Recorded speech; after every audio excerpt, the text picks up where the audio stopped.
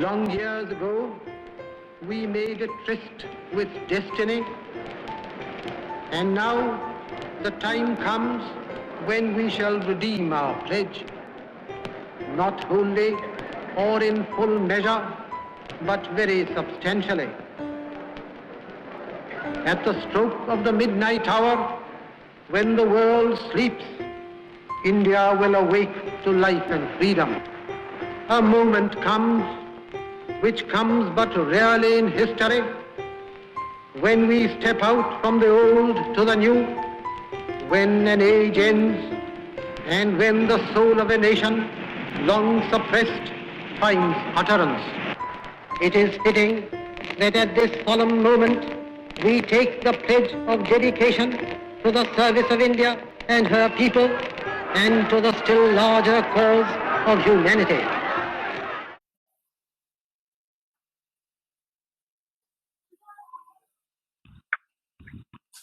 As midnight struck, the dawn of a new day rose, a day where the people of India reaped the fruits of their struggle. The British had left India. It was a time of celebration, of festivity. But what happened the other night built the basis for today's India. The new Prime Minister of Free India gave a speech, one which enlightened the people. How, you ask? Jawaharlal Nehru, the first Prime Minister of Free India, told the people years ago, when the revolt had started, that they made a tryst with destiny, a tryst that even today we will keep up. The people of India have the willpower to change the decision of fate itself, but India is nothing without its people. At the midnight hour when the world sleeps, Jawaharlal Nehru informs publicly that in order to continue in the path India has taken, citizens need to be catered to, as they are the very essence of what defines दृष्टि देखो India. तुम्हारे लिए भी है ये India बच्चे gained को its independence history का on बच्चे प्रेजेंट 15th कर रहे हैं August 19 1947. Indian history This accomplishment is celebrated every year for almost 74 years. Since then, India has come a long way. Modern India has developed substantially. But do we really know the key identities of whom India has developed so much? Here are some of the key personalities who are going to express their vision of how they want modern India to look like and how much they have contributed towards realizing this vision of theirs. Good morning to all of you present here. My name is Bhargav.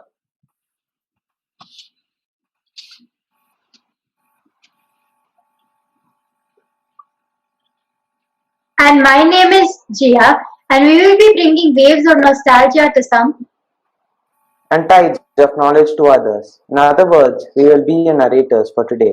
The midnight gong not only brought freedom but partition and political struggle to India.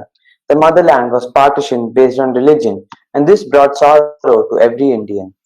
The Hindus present in the newly emerged Pakistan were massacred as they were the new foreigners there. Those who survived came in droves to their new home. The Muslims in India were driven to Pakistan, their residences sheltering those alien to this foreign land they were driven to. The newly formed government set up refugee camps for those who were unfortunate enough not to find an empty shelter. Now let's look at Jawaharlal Nehru, the new Prime Minister of Free India, as he addresses the people of India. Life is like a game of cards. The hand you are dealt is determinism. The way you play it is free will. Greetings, everyone. India emerged as a new nation in the early hours of 15th August 1947. Behind this success lies the long and great sacrifice by the freedom fighters of many generations. A feeling of pride blossomed in the people's souls. The tryst with destiny, which literally means making a deal with destiny, and in India's case, destiny meant freedom. On the contrary, the world was just entering a new era, an era of science and industries, an era of machines, and India had just learned to walk on its own two feet. I want India to be a place where no religion, caste, or race would feel superior, a country where the people of India will collect their courage from the principles of the past. I am convinced that science and technology will play a key role in developing India. I believe the industries, irrigation systems, power plants, scientific research institutes, and dams are the modern temples of India. These will surely lend a hand in India's overall development. Now, let's talk about what we have accomplished as a country. The Soviet Union has helped initiate 8 of the 16 heavy machine building projects during the second 5-year plan. This included the establishment of the world famous IIT Bombay. In addition to this, India's first nuclear reactor, also the first in Asia, was an uplift in developing the nation in the defense sector. We also took up space research in the early years of gaining independence, starting the Indian National Committee for Space Research. The first IIT was set up in Kharagpur in 1952, which I think would be a top-class institute for engineering. We even created dams, invested in industries and irrigation systems. Yesterday, when people thought of India, a colonized poor country came into their minds. Today, a free nation comes into picture. And I am proud to say, tomorrow India will be one of the most acknowledged countries in the world. Jai Bharat Mata. Thank you. Now we have the man who rebuilt a broken India. He made power-obsessed kings realize the benefit behind unity. He brought together a whole nation. This man, who now stands at 182 meters in Gujarat, is our very own Iron Man. I bring to all of you Dr. Sardar Vallabhbhai Patel. The negligence of a few could easily send a ship to the bottom. But if it has the wholehearted cooperation of all on board, it can safely be brought to port. Greetings to all my fellow Indians. I have been called upon here today to talk to you about my vision of an independent India. My vision for India was to see it as a united country. During the time of India's colonization, many were greatly inspired by Mahatma Gandhi and joined the Indian National Congress. I too was one among them. India has gone through many advancements under Bapuji's leadership. The non-cooperation movement and the Quit India movement encouraged our nation's farmers to stand up for themselves.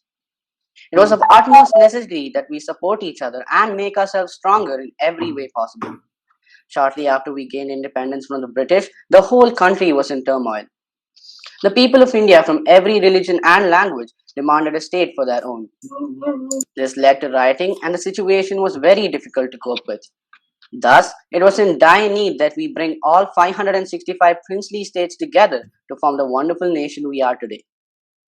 When my dear friend Gandhi was wrongfully imprisoned, the people of India had to step up. We successfully recruited 300,000 more members and increased our funds by 1,000,000-fold to support our cause. It was much later, when I was promoted to president of the INC, that the Redcoats left. In due time, I was elected the Deputy Prime Minister and was absolutely honored to be governing our newfound nation along with Pandit Jawaharlal Nehru.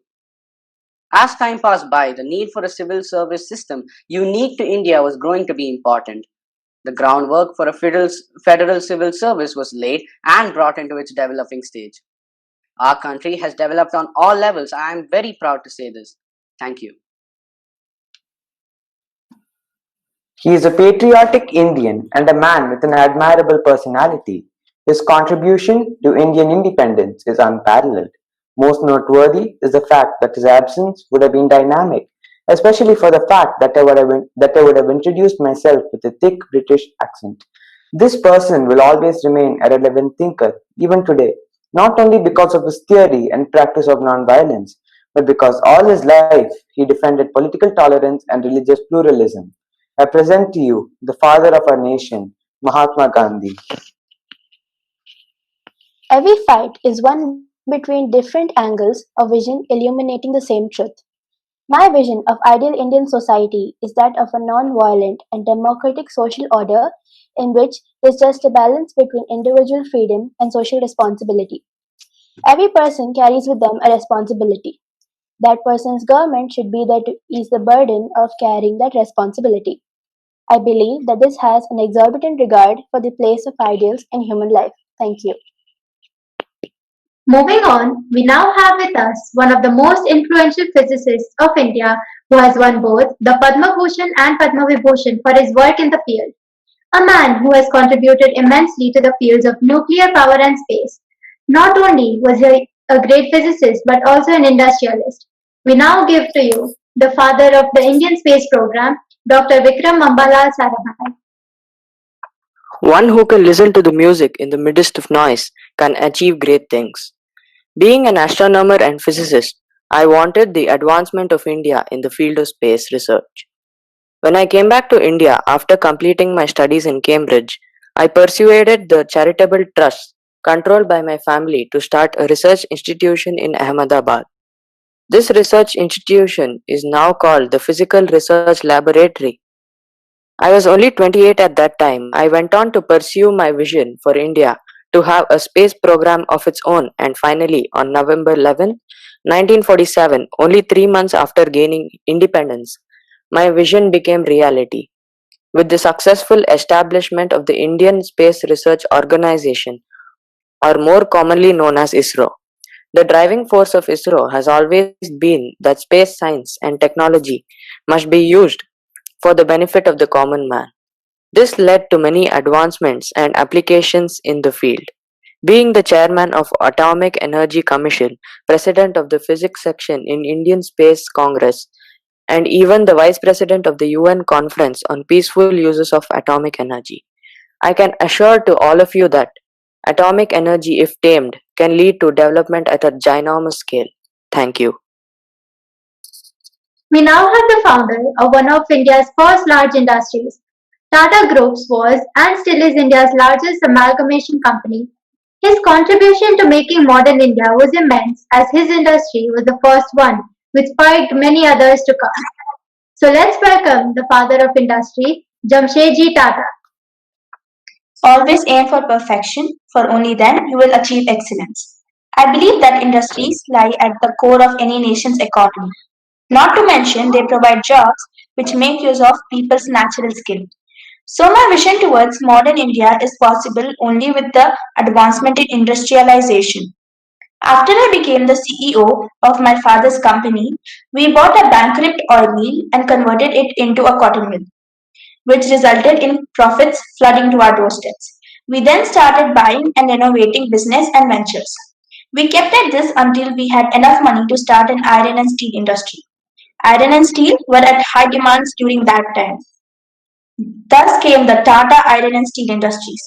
We made many profits. With this, we set out to achieve our dreams by building world-class institute, luxury hotels, hydroelectric plants. We believe that all this would help India win the world's race to development. My most ambitious project was to set up the Indian Institute of Science.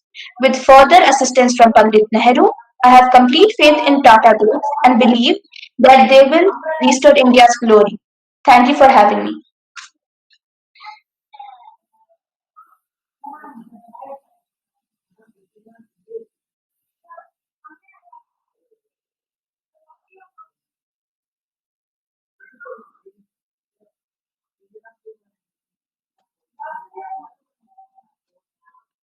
A geneticist who went against poverty and worked for agricultural development.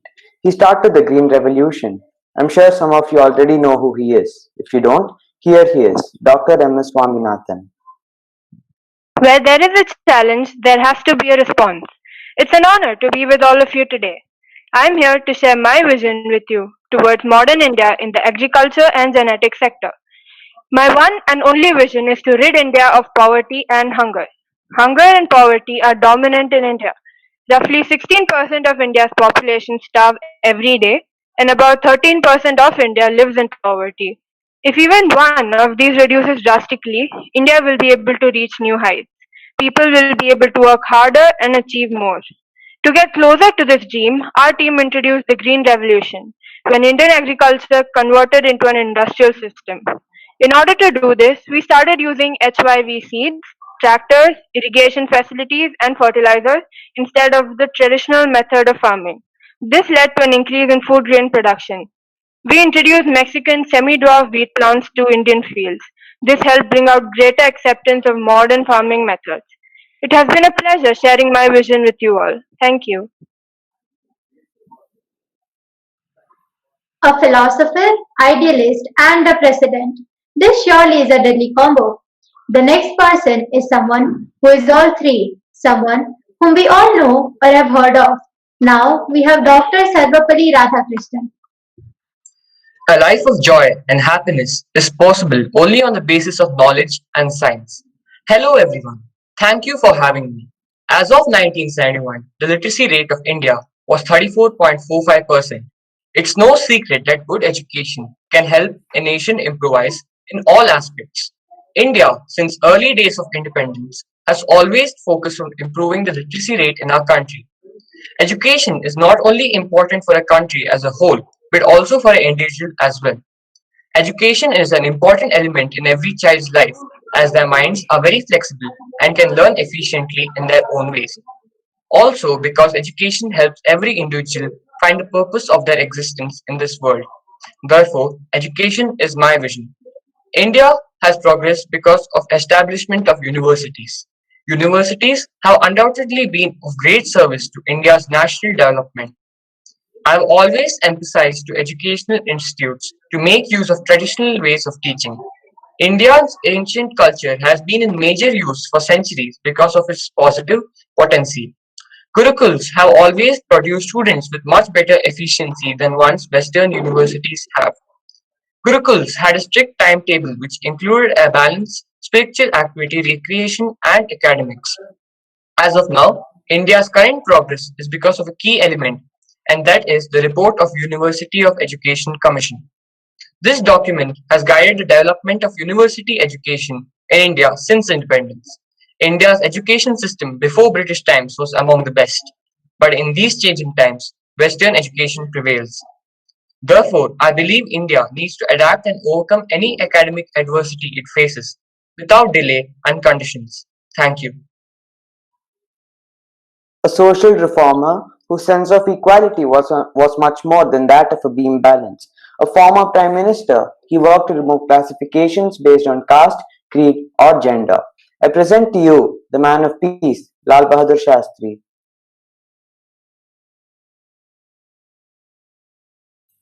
Good morning, citizens of India. It's truly an honor addressing all of you today. We all have that one person in each of our lives whom we always idolize. For me, that was Mahatma Gandhi.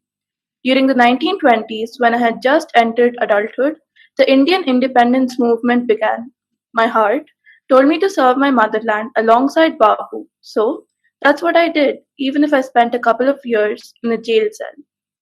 When India gained independence and Congress came to power, I was elected as the parliamentary secretary and slowly climbed my way up to become the president, to become the prime minister of India, to my utmost shock and delight.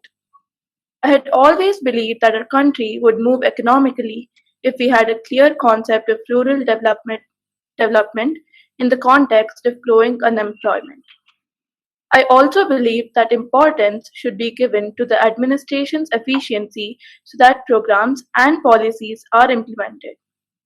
I was forever against dowry, caste systems, and sexual harassment, which is why I introduced female drivers and conductors in public buses. I was very agitated when Pakistan wanted to claim Kashmir, but I tried my best to be firm during that huge outbreak of hostilities. I also promoted the Green Revolution and the White Revolution, and just as I knew all along, they brought home to profit. To promote peace, just like Bapu did, I told the police to start using water jets instead of lathis to disperse unruly crowds when I was charged in the police department. To end my speech, I would like to say Jai Jawan, Jai Kisan. A Dalit who climbed the ladder of power even though he was weighed down by superstition. He drafted the Indian Constitution, one of the most acclaimed in the world. The respect is given to him even now is proof that society's discouraging attitude has no power against sheer willpower. Next, we have Dr. B.R. Ambedkar.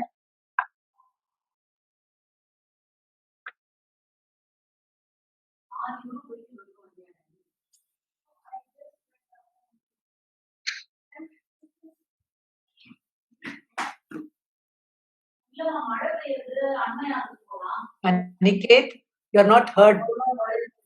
Aniket, you're not audible. Aniket, you're not audible.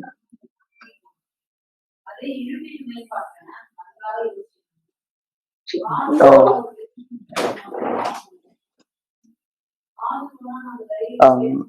Audience, sorry for the delay. Aniket is seeming to have internet issues. Bhargav Sriram, will be continuing from here.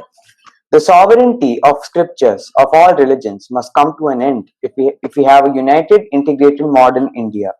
Growing up, I faced a lot of discrimination. I was not allowed to sit with my other classmates. I wasn't allowed inside temples. I wasn't even allowed to drink water from public places. All this suffering only based on a superstitious belief that I was from a Dalit family. Hence, I wanted to bring about a change in the system so that no one had to suffer as I did, so that no other person would face what I did.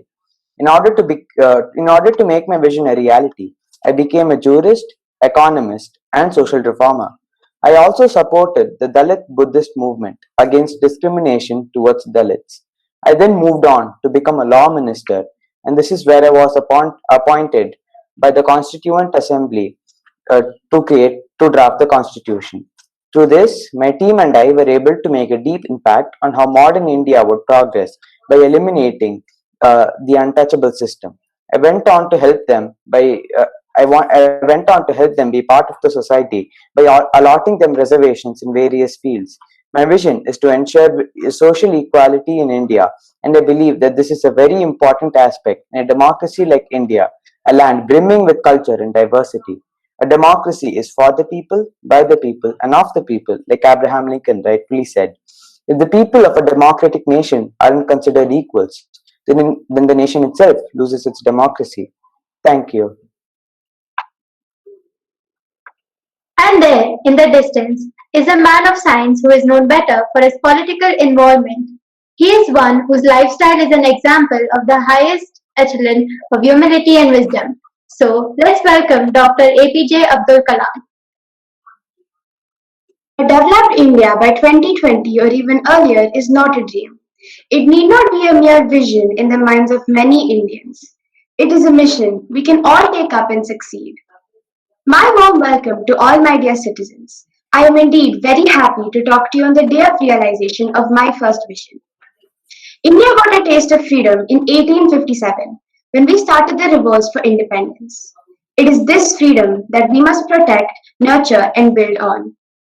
Every Indian bears the responsibility of sustaining India's freedom and giving the next generation what is rightfully theirs. The next generation should inherit a better India.